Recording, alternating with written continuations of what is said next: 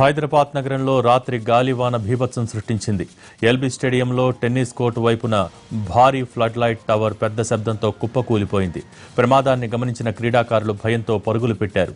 GST సంస్థలో సూపరింటెండెంట్గా పనిచేస్తున్న సుబ్రహ్మణ్యం ఈ ఘటనలో అక్కడికక్కడే మృతి చెందారు. అతని సహచర ఉద్యోగి రమేష్ మరో వ్యక్తికి తీవ్ర గాయాలయ్యాయి. 4 కార్లు 2 బైకులు ధ్వంసమయ్యాయి. టవర్ ఇనుప రాడ్ల కింద నలిగిపోయాయి. గాలివాన బీభత్సానికి విద్యుత్ సరఫరా కూడా ఆగిపోయింది. జాతీయ అంతర్జాతీయ క్రీడలకు వేదికైన ఎల్బీ స్టేడియంలో ఫ్లడ్ లైట్ల నిర్వహణ సరిగ్గా లేకే ప్రమాదం జరిగి ఉండవచ్చని అంటున్నారు క్రీడాకారులు.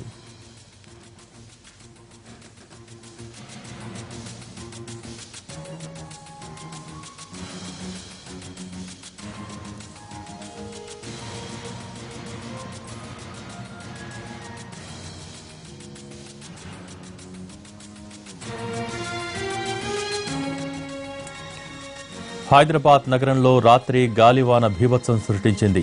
ఎల్బీ స్టేడియంలో టెన్నిస్ కోర్టు వైపున ఉన్న భారీ ఫ్లడ్ లైట్ టవర్ పెద్ద శబ్దంతో కుప్పకూలిపోయింది. ప్రమాదాన్ని గమనించిన క్రీడాకారులు భయంతో పరుగులు పెట్టారు. జీఎస్టీ సంస్థలో సూపరింటెండెంట్గా పనిచేస్తున్న సుబ్రహ్మణ్యం ఈ ఘటనలో అక్కడికక్కడే మృతి చెందారు. అతని సహచర ఉద్యోగి రమేష్ మరో వ్యక్తికి తీవ్ర గాయాలయ్యాయి. 4 కార్లు 2 బైకులు ధ్వంసమయ్యాయి. టవర్ ఇనుపరాడ్ల కింద నలిగిపోయాయి. గాలివాన బీభత్సానికి విద్యుత్ సరఫరా కూడా ఆగిపోయింది. జాతీయ అంతర్జాతీయ క్రీడలకు వేదికైన ఎల్బీ స్టేడియంలో ఫ్లడ్ లైట్ల నిర్వహణ సరిగ్గా లేకే ప్రమాదం జరిగి ఉండవచ్చని అంటున్నారు క్రీడాకారులు.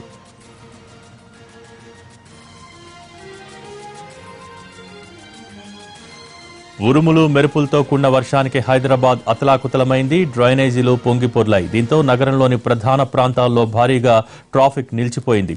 కార్లు, ద్విచక్ర వాహనాలు ధ్వంసమయ్యాయి. పలు ప్రాంతాల్లో విద్యుత్ సరఫరాకు అంతరాయం ఏర్పడింది. ఎన్టీఆర్ స్టేడియంలో ఎగ్జిబిషన్ షెడ్లు కూలటంతో సందర్శకులు, స్టాల్స్ నిర్వాహకులు ప్రాణాలు అరచేత పెట్టుకుని పరుగులు తీశారు. కుకట్పల్లి, గాంధీనగర్, వెంగళరావు పార్క్, హబ్సీగూడ తదితర ప్రాంతాల్లో చెట్లు నేలకొరిగాయి.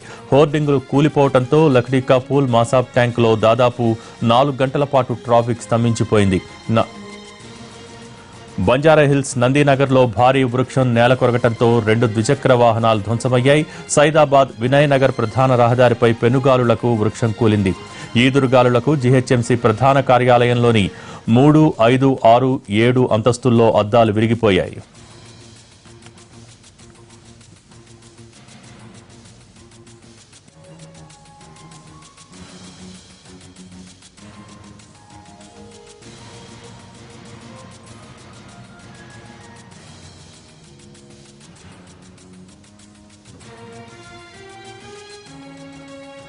ఉరుములు మెరుపులతో కూడిన వర్షానికి హైదరాబాద్ అతలాకుతలమైంది. డ్రైనేజీలు పొంగిపొర్లాయి. దీంతో నగరంలోని ప్రధాన ప్రాంతాల్లో భారీగా ట్రాఫిక్ నిలిచిపోయింది.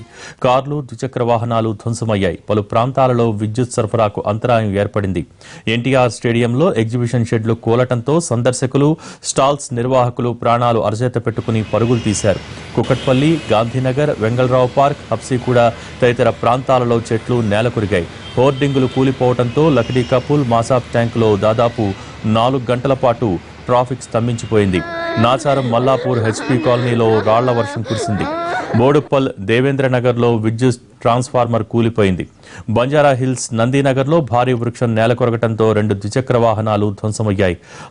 సైదాబాద్, వినయనగర్ ప్రధాన రహదారిపై పెనుగాలులకు వృక్షం కూలింది. ఈదురుగాలులకు జీహెచ్ఎంసీ ప్రధాన కార్యాలయంలోని 3, 5, 6, 7 అంతస్తుల్లో అద్దాలు విరిగిపోయాయి.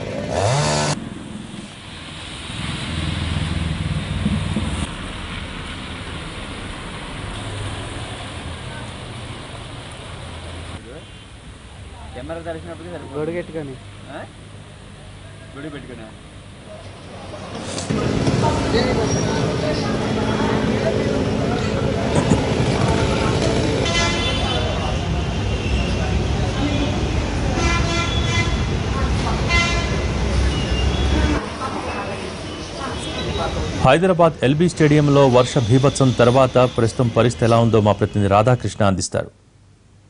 హైదరాబాద్లో ఈదురుగాలులు తీవ్ర ప్రభావాన్ని చూపించాయి. మొత్తం ఇద్దరు ఈ ఘటనలో ఇప్పటి వరకు చనిపోయిన పరిస్థితి, మరొక ఇద్దరు ఆసుపత్రిలో చికిత్స పొందుతున్న ఘటన చోటు చేసుకుంది. నిన్న రాత్రి 8:15 నుండి 8:20 వరకు, అంటే సుమారు 5 నుండి 6 నిమిషాల వరకు వీచిన ఈదురుగాలులే తీవ్ర ప్రభావాన్ని చూపించాయి. ప్రస్తుతం మనం ఎల్బీ స్టేడియంలో ఉన్నాం.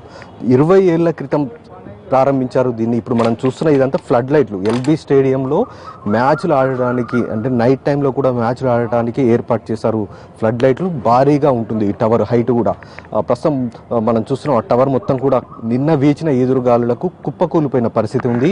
ఆ సమయంలో ఇక్కడ కింద ఉన్న మొత్తం ముగ్గురు నిల్చొని మాట్లాడుతున్నారు. జిఎస్టీకి సంబంధించిన ఉద్యోగులు వాళ్ళు. ఇందులో జిఎస్టీ సూపరింటెండెంట్ సుబ్రహ్మణ్యం పైన ఒక్కసారిగా ఈ టవర్ మొత్తం పడడంతో అతను సంఘటనా స్థలంలో చనిపోయాడు. మరొక సూపరింటెండెంట్ రమేష్ అనే వ్యక్తికి 2 కాళ్ళు విరిగినట్లు కూడా మనకు తెలుస్తుంది. అతను ప్రస్తుతం కేర్ ఆసుపత్రిలో చికిత్స పొందుతున్నాడు. మరొక వ్యక్తికి కూడా గాయాలయ్యాయి, అతను కూడా చికిత్స పొందుతున్న పరిస్థితి ఉంది. సంఘటనా స్థలంలో ప్రస్తుతం క్లూస్ టీం వాళ్ళు వచ్చారు. వాళ్ళు అవసరమైన ఆధారాలు సేకరించే ప్రయత్నం చేస్తున్నారు. ఏ విధంగా కూలిపోయిన పరిస్థితి ఉంది, ఎందుకు సెల్ టవర్, అసలు ఎంతో ప్రతిష్టాత్మకమైన ఎల్బీ స్టేడియం ఇది. ఒక తెలంగాణకే కాదు ప్రపంచవ్యాప్తంగా కూడా ఎల్బీ స్టేడియం ప్రతి ఒక్కరికి కూడా తెలుసు. ఎందుకంటే ఇక్కడ మ్యాచ్లు కూడా ఎన్నో జరిగాయి, అంతర్జాతీయ మ్యాచ్లు జరిగిన సందర్భం ఉంది. అలాంటి ఎల్బీ స్టేడియంలో ఫ్లడ్ లైట్లు కుప్పకూలిపోవడం అనేది కొంత విచిత్రంగా ఉన్నప్పటికీ నిన్న వీచిన ఈదురుగాలులు మాత్రం ఈదురుగాలుల ప్రభావానికి మొత్తం ఎల్బీ స్టేడియంలో ఉన్న ఈ ఫ్లడ్ లైట్ కుప్పకూలిపోయిన పరిస్థితి. మనం చూస్తే కూడా ఎక్కడ కూడా సరైన మెయింటెనెన్స్ అనేది మనకు కనబడతలేదు. మొత్తం కూడా జంగు పట్టిపోయిన పరిస్థితి మనకు కనబడుతుంది. మనం చూడొచ్చు కూడా విజువల్స్లో. నాణ్యత అనేది సరిగ్గా లేదు, అంటే మెయింటెనెన్స్ సరిగ్గా లేదు. వాళ్ళు కరెక్ట్గా ఎవ్రీ ఇయర్ పెయింట్ వేయడం కానీ, లేకపోతే ఎప్పటికప్పుడు తుప్పును తొలగించి పెయింట్ కనుక వేస్తే మాత్రం ఇలాంటి పరిస్థితి వచ్చి ఉండే కాదు. సరిగ్గా మెయింటెనెన్స్ లేకపోవడం ద్వారా ఆ స్క్రూలు ఏవైతే బిగిస్తారో ఆ స్క్రూలు మొత్తం కూడా తుప్పి పట్టిపోవడంతో నిన్న వీచిన ఈదురుగాలులకు ఒక్కసారిగా ఈ మొత్తం ఫ్లడ్ లైట్ టవర్ అంతా కూడా కూలిపోవడం జరిగింది. ఇంకా ఫ్లడ్ లైట్లు 3 ఉన్నాయి ఇక్కడ. మరి వాటి పరిస్థితి ఏ విధంగా ఉందనేది కూడా ఆలోచించాల్సిన పరిస్థితి ఉంది. మరొక వైపు ఇప్పుడు మనం చూస్తున్నాం ఎదురుగా పైన ఫ్లడ్ లైట్కి సంబంధించిన టవర్. ఇది చాలా అతిపెద్ద టవర్గానే మనం చెప్పుకోవచ్చు. ఈ టవర్కి సంబంధించి మెయింటెనెన్స్ సరిగ్గా లేకపోవడం ద్వారానే ఈ ప్రమాదం జరిగింది. నిన్న రాత్రి 8:15 ప్రాంతంలో ఇక్కడ సహజంగా కార్ డెకర్స్కు సంబంధించిన వెహికల్స్ ఎక్కువగా ఆగుంటాయి. అందులో భాగంగానే నిన్న ఈ అదృష్టవశాత్తుగానే చెప్పుకోవాలి. ఎందుకంటే కేవలం ఒక్కరు మాత్రమే ప్రాణాలు కోల్పోయారు. ఎందుకంటే చిన్న చిన్న పిల్లలు ఉంటారు ఇక్కడికి. ఆ టైంలో టెన్నిస్ గ్రౌండ్ ఎదురుగా మనం చూస్తే కూడా టెన్నిస్ గ్రౌండ్ కూడా కనబడుతూ ఉంటుంది. ఆ టెన్నిస్ గ్రౌండ్ కూడా చాలామంది పిల్లలు ఇక్కడికి వచ్చి వాళ్ళు వెహికల్స్ ఇక్కడ ఆపుకోవడం కానీ, వాళ్ళు ఇక్కడ చెట్ల కింద నిలబడి మాట్లాడుకోవడం అనేది కూడా చేస్తుంటారు. ఎప్పుడైతే ఈదురుగాలులు వీచాయో పిల్లలందరూ కూడా ఇక్కడ నుంచి పక్కకు తప్పుకొని వెళ్ళారు. మిగతా వాళ్ళు, అక్కడ ఉన్న వాళ్ళు అక్కడి నుండి వెళ్లేందుకు ప్రయత్నం చేస్తున్న క్రమంలోనే ఒక్కసారిగా టవర్ మొత్తం కూడా కుప్పకూలిపోయిన పరిస్థితి. ఈ సంఘటనలో సుబ్రహ్మణ్యం, జిఎస్టీకి సంబంధించిన సూపరింటెండెంట్ సుబ్రహ్మణ్యం ప్రాణాలు కోల్పోయాడు. మరొక ఉద్యోగి రమేష్ ప్రస్తుతం ఆసుపత్రిలో చికిత్స పొందుతున్న సందర్భం ఒకవైపు కనబడుతుంది. ఈ ఘటన తర్వాత మరొక ఘటన కూడా చోటు చేసుకుంది. చాదర్ఘట్లో రేకుల పైకప్పు కూలి మరొక బాలుడు చిన్నారి రేకుల పైన మీద పడి కూడా చనిపోయిన ఘటన చోటు చేసుకుంది. ప్రస్తుతం అయితే ఎల్బీ స్టేడియంలో ఇంకా లోపలికి ఎవరిని అనుమతించట్లేదు. మార్నింగ్ ప్లేయర్స్ అందరూ కూడా ఇక్కడికి వచ్చారు. అంటే వాళ్ళు రోజు ఇక్కడికి వచ్చి వాకర్స్ చేసే వాళ్ళు కావచ్చు, లేకపోతే టెన్నిస్ ఆడేవాళ్ళు కావచ్చు, బాస్కెట్ బాల్, ఇతరత్ర ఆటలు ఏవైతే ఉన్నాయో ఆ క్రీడాకారులంతా ఇక్కడికి వచ్చారు. కానీ లోపలికి మాత్రం ఎవరిని అనుమతించట్లేదు. ఎల్బీ స్టేడియం లోపలికి ఉన్న దారులన్నీ కూడా క్లోజ్ చేశారు. ఎందుకంటే ఇంకా ఈ టవర్ని తొలగించాల్సి ఉంది కాబట్టి లోపలికి మాత్రం ఎవరిని అనుమతించని పరిస్థితి అయితే ఇప్పటి వరకు కనబడుతుంది. మరి ఈ రోజు తొలగించే ప్రయత్నం చేసే అవకాశం కనబడుతుంది. మరొక వైపు క్లూస్ టీం ఆధారాలు సేకరిస్తున్న పరిస్థితి ఉంది. వాళ్ళు ఒక రిపోర్ట్ కూడా సిద్ధం చేస్తారు. అంటే కూలడానికి గల కారణాలేంటి, మెయింటెనెన్స్ తప్పు ఉందా, లేకపోతే నాణ్యత లోపమా, మెయింటెనెన్స్ సరిగ్గా లేకపోవడం అనే దానికి సంబంధించి ప్రధానంగా వీళ్ళు ఒక రిపోర్ట్ కూడా ఇచ్చే అవకాశం అయితే మనకు కనబడుతుంది. పైన మొత్తం చూస్తే కూడా ఇప్పటికీ కూడా ఇంకా అవన్నీ టవర్కి సంబంధించిన స్క్రూలను చూస్తే కూడా తుప్పు పట్టిపోయి ఉన్న విజువల్స్ మనకు కనబడుతున్నాయి. ఆ స్క్రూస్ అన్ని కూడా అలాగే ఉన్నాయి. ఇప్పటికైనా దీన్ని తొలగించాల్సిన అవసరం ఉంది.